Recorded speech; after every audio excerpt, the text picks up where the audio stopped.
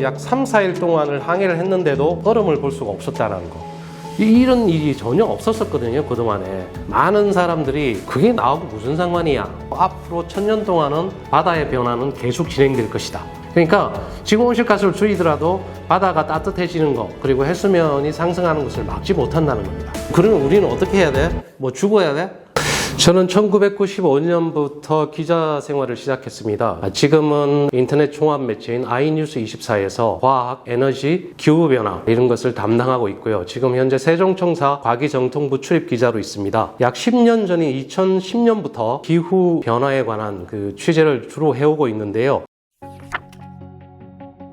2015년에 북극을 다녀왔고 2016년 남극, 2017년 남태평양, 그리고 2018년에는 그린란드를 다녀왔습니다. 2015년 8월에서 9월까지 약 한 달 동안 제가 북극을 취재하고 왔는데요. 가장 제가 좀 충격을 받은 게 아라운을 타고 약 3, 4일 동안을 항해를 했는데도 얼음을 볼 수가 없었다는 거. 북극이라면 자연스럽게 얼음이 있어야 되고, 그리고 아라운은 쉐빙선이란 말이죠. 쉐빙선은 얼음을 깨는 배인데 전혀 그런 역할을 못할 정도로 얼음이 없다라는 것은 그만큼 얼음이 많이 녹았다라는 거죠.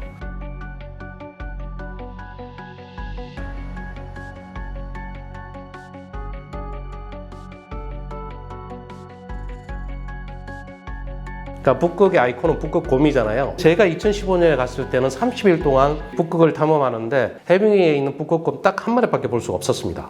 2015년 북극에 이어서 2016년에 남극을 취재하고 왔습니다. 남극에는 여러분들도 아시다시피 우리나라엔 2개의 기지가 있습니다. 세종과학기지가 있고 장보고과학기지가 있는데요. 저는 장보고과학기지를 취재하고 돌아왔는데, 남극을 이야기할 때 가장 중요하게 생각해야 될 것이 남극은 서남극과 동남극으로 나눠져 있어요. 근데 남극은 북극과 다르게 대륙이 있습니다. 서남극은 바다 위에 땅이 떠 있어요. 바닷물이 요즘 지구온난화로 따뜻해지잖아요. 그러니까 바닷물이 밑으로, 따뜻한 바닷물이 들어가지고 밑에를 부들장처럼 데웁니다. 또 위에는 또 전체 평균 온도가 상승하다 보니까 위에서는 또 태양빛으로 얼음이 녹고, 그 양쪽에서 얼음이 지금 녹고 있는 거죠. 그러니까 이런 어떤 지구 가열화와 따뜻한 바닷물의 구들장 효과 등으로 남극의 얼음 빙하는 상당히 빠르게 녹고 있습니다.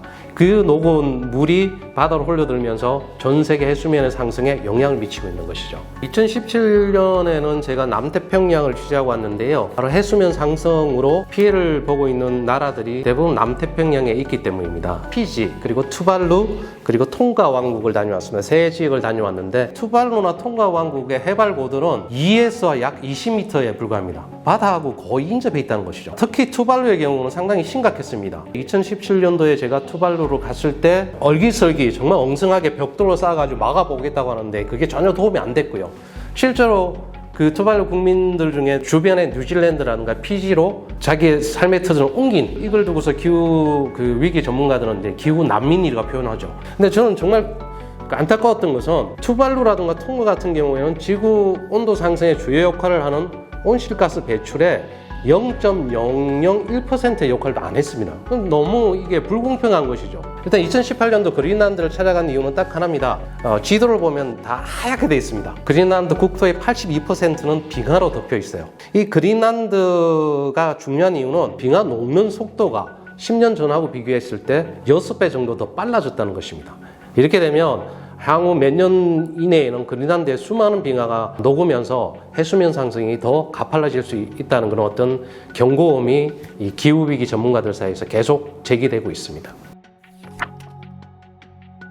기후변화를 상당히 심각하게 받아들이는 전문가라든가 그런 쪽에서는 지구온난화를 지구가열화라고 표현하고 있고 기후변화를 기후위기라고 표현합니다. 저는 이제 앞으로는 기후위기라는 표현을 쓰겠습니다. 기후위기를 보여주는 잣대는 크게 5가지로 정리를 합니다. 이산화탄소 농도, 지구촌 평균 온도, 해수면 상승 정도, 북극 바다 얼음, 그리고 마지막으로 남극과 그린란드의 빙상의 규모를 이 5가지로 제시합니다. 이산화탄소 농도는 잘 없어지지 않습니다. 한 번 분출이 되면 이게 대기권으로 가지고 대기권의 성층권에 쌓이게 돼요. 지구에는 행성이 8개가 있습니다. 그 행성 8개 중에서 가장 뜨거운 행성은 두 번째 행성인 금성입니다. 금성의 대기권은 이산화탄소로 이루어져 있어요. 100%의 태양빛이 왔을 때 그 100%를 다 흡수하는 게 아니라 반사를 하게 됩니다. 우주로 다시 내보내게 돼 있어요. 이 이산화탄소라는 개념은 나가는 그 빛을 더 못 나가게 가로막아 버린다는 거죠. 두 번째가 지구촌 평균 온도인데요. 실제 최근에 IPCC라고 하죠. 기후변화에 관한 정부 간 협의체라고 하는데요. 기후변화 관련 단체에서 발표한 자료를 보면 산업화 이전보다 평균 1.2도가 상승했다고 합니다. 뭐 20도도 아니고 100도도 아니고 1.2도인데 그게 뭐가 그렇게 대단하냐라고 말씀하실 텐데 우리 몸이 보통 36.5도예요. 거기서 1도만 올라가도 우리 몸의 균형은 깨집니다. 지구도 마찬가지입니다. 1.2도 상승 상당히 크게 오른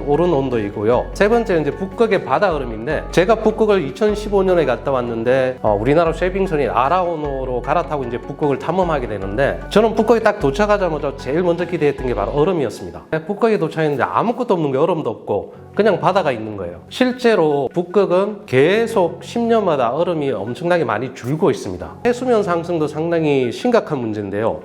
해안가에 많은 사람들이 살고 있어요. 바다 얼음이 높고 해수면은 상승하게 되면 해안가에 살고 있는 사람들이 영향을 받을 수밖에 없는 것이죠. 나사가 조사한 데이터를 보면 이 해수면 상승이 되면서 약 10억 명의 지구촌의 인구가 영향을 받을 것으로 분석을 하고 있습니다. 마지막으로 남극과 그린란드의 빙상인데 최근에 남극하고 그린란드의 이 빙하가 녹는 속도가 이전하고 비교해 봤을 때 6배 정도 더 빠르다고 이렇게 분석 결과가 나와 있어요. 이 5가지 기후변화의 잣대를 종합해 보면 지금 모든 것들이 최악을 향해서 달려가고 있다라고 이렇게 정리해 볼 수 있겠습니다.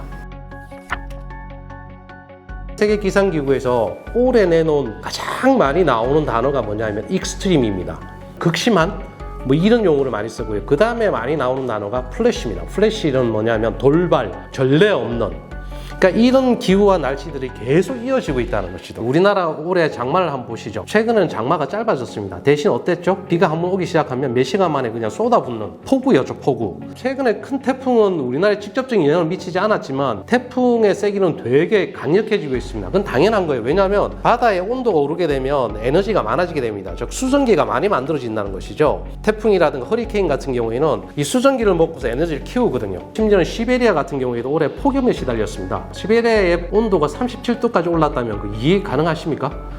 이런 일이 전혀 없었거든요, 그동안에. 제가 기상청을 두둔하려는 건 아니고 기상청을 두고서 계속 오보청이라는 어떤 이야기를 되게 많이 해요. 욕하고 비난하는 분들이 많은데 저는 좀 이해해 줬으면 좋겠어요. 우리나라는 상당히 뛰어난 슈퍼컴퓨터도 있고 데이터 분석 능력도 뛰어납니다. 최근에는 경북의 어떤 한 지역에조차도 똑같은 지역에도 불구하고 서로 다른 날씨를 보일 때가 있어요. 아무리 슈퍼컴퓨터가 있더라도 슈퍼컴퓨터는 예전 데이터를 분석해가지고 그걸 통해가지고 확률적으로 내보내는 거거든요. 근데 최근에 일어나는 기후현상들은 너무나 예측 불가능하고 극심하기 때문에 슈퍼컴퓨터가 예상할 정도를 벗어났다는, 그러니까 어떻게 보면 상당히 심각한 상황이다라고 생각할 수 있을 것이고, 이런 부분들을 다 봤을 때 우리나라도 지구 가열화의 그런 어떤 흐름에서 직접적인 영향을 받고 있는 그런 어떤 지역이라고 이렇게 보시면 될 것 같습니다.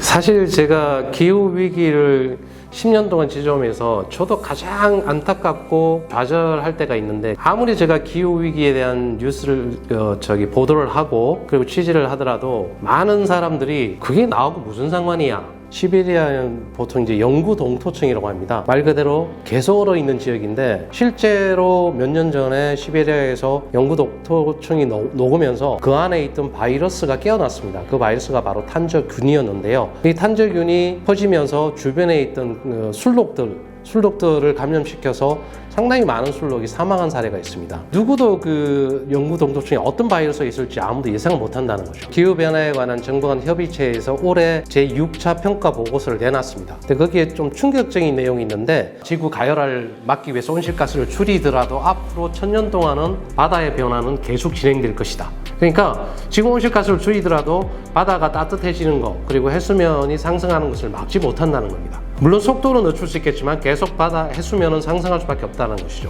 해수면은 상승했는데 또 조수간만의 차까지 크다. 돌발 홍수라든가 주거지에 상당히 큰 피해를 줄 수 있는 그런 어떤 상황도 올 수가 있다는 겁니다. 온실가스는 계속 대기권에 축적이 돼요. 이 축적된 대기권의 온실가스는 줄어드는 시기가 상당히 느립니다. 그러다 보니까 당분간은 이 흐름에서 크게 벗어날 수 없다는 것이죠. 그러면 우리는 어떻게 해야 돼? 뭐 죽어야 돼? 우리가 지금 지구 가열화와 온실가스를 줄이자는 이 이야기는 사실은 우리 세대가 누리고자 하는 건 아닙니다. 우리 후세대들.